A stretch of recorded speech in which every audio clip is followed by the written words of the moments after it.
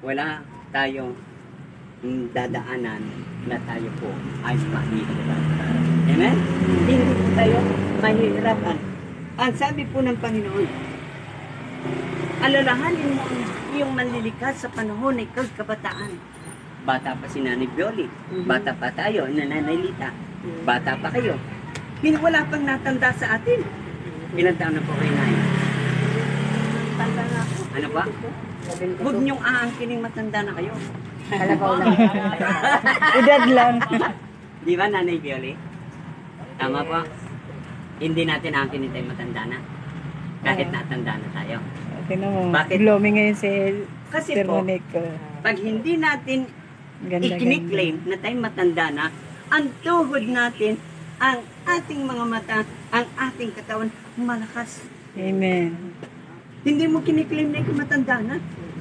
Pag lagi mo sinasabi, wala akong pera.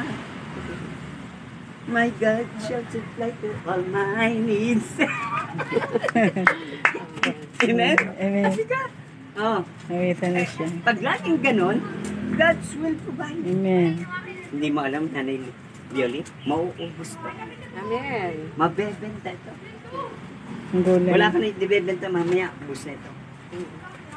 Bakit po? Dahil ang Panginoon po ay winelcome mo po Amen. dito sa maliit na kubong ito. Amen. Amen? Sabi niya, Amen. ang daming may tindahan dyan ng patola. Ang daming may tindahan dyan ng upo. Kamumura pa. Pero si Aling Bioli ay nakikita lagi ng mga tao yun. Amen. Amen?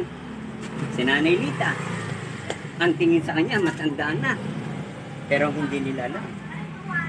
Kasama niya ang Diyos. Bata Amen? siya sa Panginoon. Walang Amen. pwedeng umapit kay Nanay Lita. Mm. Walang pwedeng lumait. Mm. Kahit